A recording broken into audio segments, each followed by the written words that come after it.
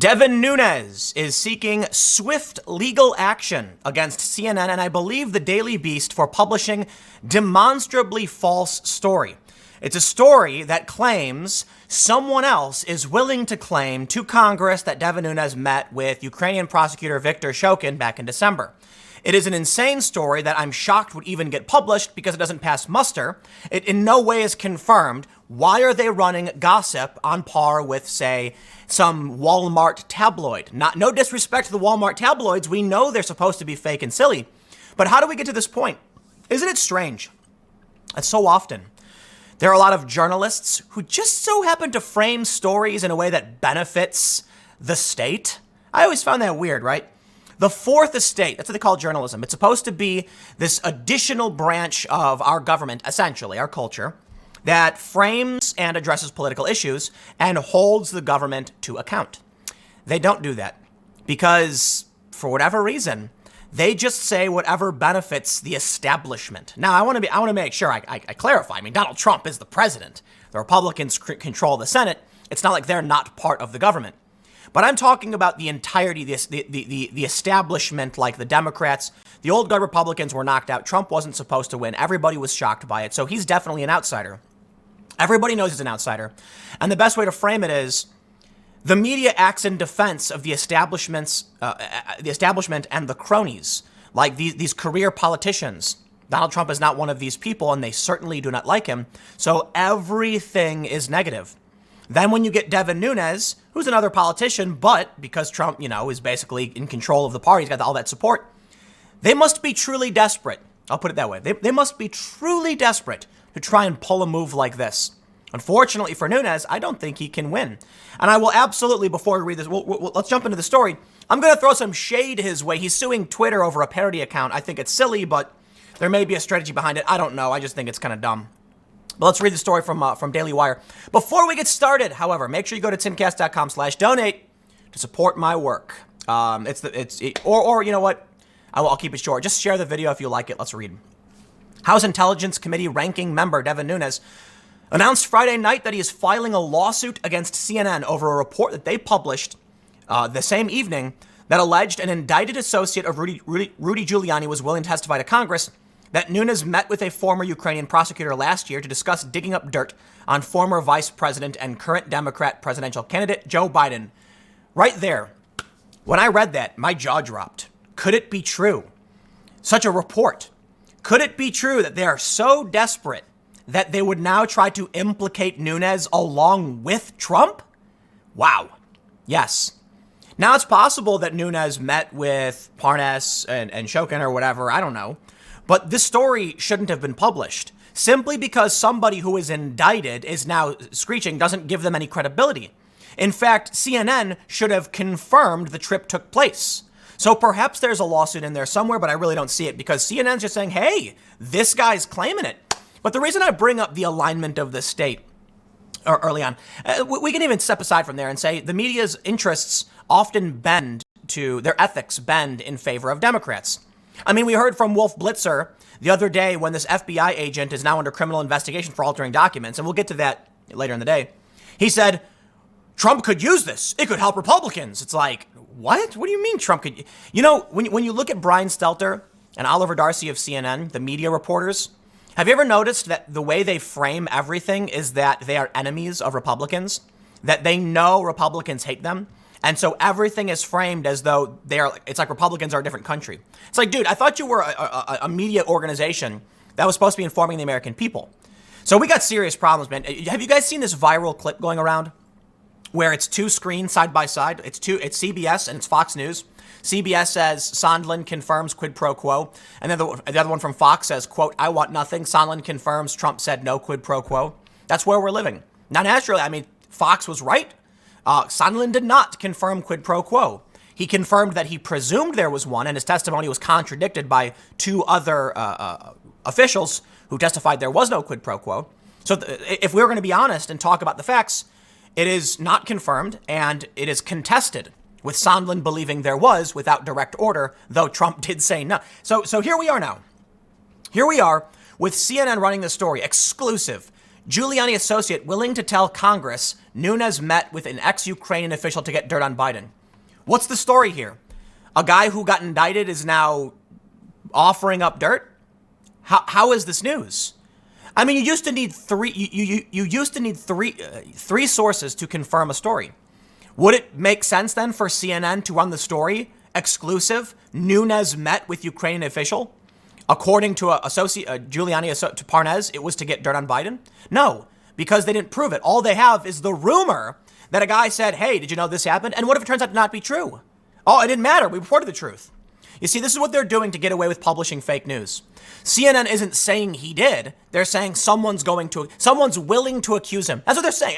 We're not even at the accusation yet. No one has been accused. Nunes has not been accused. They're saying a guy who was indicted is willing to accuse Nunes of meeting with Shokin, which isn't even illegal. But now you've got a top trend on Twitter. Nunes was caught. You know what, man?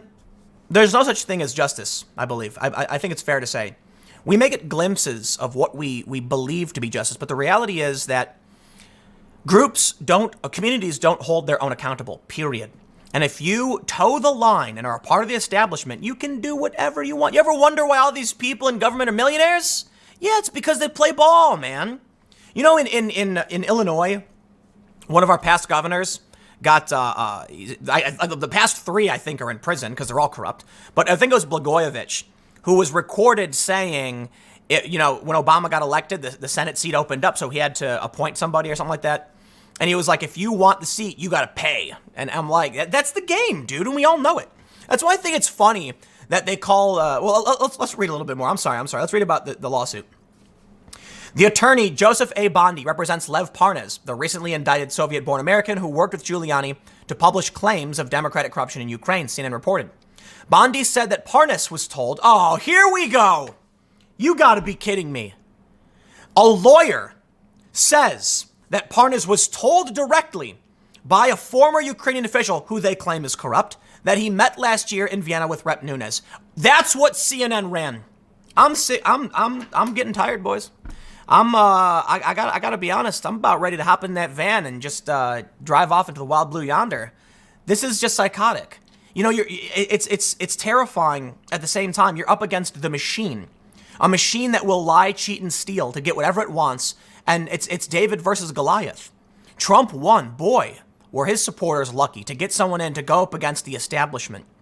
You know, I know a lot of people think more nefarious things about the establishment. You know, they call it like the deep state or whatever. I think that's a bit too much. Actually, I have this pulled up. It's a really great quote from Charles Krauthammer. I hope I'm pronouncing that right. He says, I don't believe in the Tooth Fairy, the Knights Templar, Bilderberg, the protocols of the Elder of Zion, a vast right-wing conspiracy, or for that matter, a vast left-wing conspiracy. Are there in the U.S. government individual bureaucrats that are Democratic holdovers that would love nothing more than to damage Trump? Yeah, of course there are. Is there a concealed web of conspirators, malevolent, permanent, hidden shadow government? Rubbish. And I would add that Lee Harvey Oswald acted alone without the help of Ted Cruz's father. This is from the Deep State page on Wikipedia, and I believe that's actually a great quote. Now, I will stop and say Bilderberg's a real thing. What do you mean you don't believe in Bilderberg? The meeting happens. There's a deeper conspiracy as to what they're really doing, but yeah, a bunch of global elites meet. I don't think that's not a secret. Guardian reported on that. But I think I get what he's saying. He's saying he doesn't believe in the grand conspiracy, like the cabal or whatever. It's true. Look, it's possible any one of these conspiracies is real, but it's not the simple solution. The simple solution is that you have Democratic holdovers, many of whom are probably friends, some of them who probably conspire between each other and do illegal things. We now know there's an FBI lawyer who altered documents and was posting anti-Trump text messages. They're Democratic holdovers. That seems to be what the problem is. They are people appointed, Trump, listen, man. I see all these memes where it's like Bill Clinton got rid of all of these, individuals that were appointed by Bush, and then Bush, got rid of people, and then Obama got rid of people, and Trump should have. Trump should have cleaned house, and he didn't. And these holdovers are literally throwing wrenches into the spokes of what he's trying to do. So you can call it the deep state, but I have a few sources who work in intelligence who have told me there are certainly a number of intelligence people who are rather pro-Trump. And within the intelligence agencies, it's the same culture war we see out here. I'm not saying that's true. Do I trust everybody, especially someone who works in intelligence? Not necessarily. But that's what they're saying. They're like, look, man, you have the same culture war, the same. It really comes down to like which media is playing which game. And there are people who hate Trump who flock to CNN. And there are people who like Trump who flock to Fox News. Now, granted, the left has got way more of an establishment media apparatus behind it, which is why these fake stories about Nunes are allowed to fly, which to me is mind-blowing. Let's read a little bit more. They say Mr. Parnas learned from former Ukrainian prosecutor General Viktor Shokin that Nunes had met with Shokin in Vienna last December. Nunes had told Shokin that of the urgent need to launch investigations into Burisma, Joe and Hunter Biden, and any purported Ukrainian interference in the 2016 election. How is that dirt on Joe Biden trying to weed out corruption? CNN claims that Bondi told them that Parnas and Nunes allegedly began communicating with each other around the same time of the Vienna trip, and that Parnas worked to put Nunes in contact with Ukrainian officials that could dig up dirt on Biden and Democrats in Ukraine. Let's walk back a second. Here's the story. CNN, without evidence, is alleging they were told by a lawyer that the lawyer was told by Parnas that Parnas was told by Shokin that Shokin had met with Nunes. You know what, man? I feel really, really bad for anybody who believes this. But I don't know what you do, There are a lot of people who don't pay attention, and so they're walking through an airport, they're in a hotel lobby, and they see CNN, and they go, wow, and then they go and vote. And these are the, I will say, however, I don't know what's going to happen come 2020, but I do find it interesting. Look, these moderate Democrats, they ran on healthcare. They ran on moderate policy, helping the American people, and now all they're doing is screeching Orange Man bad. I can't tell you how the average American feels. I can tell you how I feel, but I felt this way even before. Like, I think the obsession with Trump is psychotic. I wonder if moderates feel the same way, that they were betrayed by these Democrats who said they were going to do right. Look, man, I'd absolutely be willing to vote for a moderate Democrat if they were going to, actually fight for policy changes. I'm not anymore. I'm still willing to vote for Tulsi Gabbard for sure, because she's definitely another outside player. But, I'm about ready to say just no to everybody. You know why? I know that no matter who I vote for, this is the game they're going to play. Look, I don't believe that the moment the Democrats lose the House, assuming they do, that Republicans are going to get anything done. Trump said he wanted a wall, and when Republicans controlled the House, they didn't get anything done. They couldn't pass it. It was nuts. It's insane. And I'm not entirely convinced that a lot of these Republican players aren't willing to play the same dirty games once they take the majority or once Trump leaves or whatever. I'm just, I've lost faith in all of it. And I'll tell you what's the scariest thing. The scary thing is not hyperpartisanship for the most part. What's truly scary is a loss of confidence in the American system. And that's alarming, that people are not believing their vote counts. Now, we had low voter turnout for a while. And that's scary because it means people are losing confidence in the system. Then we had, which I could only call the death throes, what's it called? The death gasp, like when people are dying, that was the 2016 election. We had a really big voter turnout, and we're expecting a very large voter turnout. But it's kind of to me like when somebody's on their deathbed, all of a sudden they become vibrant and energetic just before they die. It's like the last, just I think the big burst of people voting was an attempt to say that they didn't have faith in the system. So they voted for Donald Trump. And Donald Trump was the outsider who was coming in to as that bull through the ivory tower to say enough of whatever this is. To me, it sounds like things are falling apart. And the reason we're seeing a big uptick in voter turnout is not because people are now gaining confidence the system works. No, it's the last-ditch effort to make a difference, and that's why it was Bernie and Trump, two outsiders. Now, Bernie's played the establishment game and gone full throttle. I'm not into it. But, man, I can only imagine. This kind of stuff, it's nuts, and I have to imagine there are a lot of Democrats who voted for a moderate and now see that they were betrayed. I couldn't imagine. You vote for these moderate Democrats assuming they're going to get in there. They're going to start fixing healthcare. And what do they do as soon as they get in? They turn around and say, nope. It's kind of like, I'll leave you with this thought. Imagine this. You elected a moderate Democrat from your district because they told you they were going to cast the ring of Orange Man Bad into the fires of Mordor.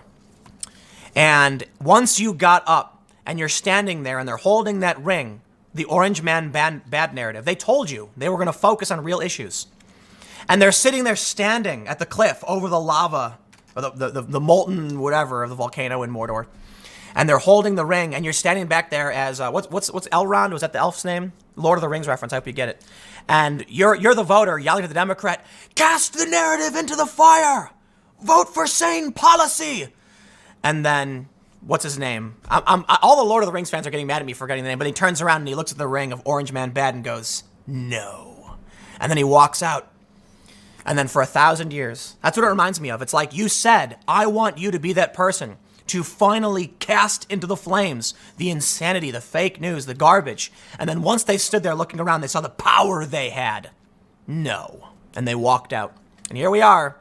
Nothing getting done. Nothing getting done. Welcome to, and you're paying for it. Isn't that great? Like we're all paying for this. Thank you, CNN. I gotta say, man, my patience is wearing thin.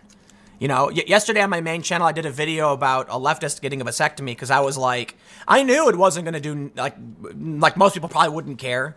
But I'm like, am I going to say the same thing every day? We're going into year 4 now of the same Orange Man scandal narrative. Now they're dragging Nunes into it because they're really desperate. And I'm like, am I just going to say it again? Like, oh no, like bad news for Democrats. Yeah, it's constant bad news. And guess what? Today, it's the same thing. Investigations into Joe Biden. The Democrats are chasing themselves off a cliff. It's just the same thing every day. These people are psychotic. They've lost their minds. We'll see if Nunes sues. I'll leave it there. Stick around. Next segment's coming up at 1 p.m. on this channel. Thanks for hanging out.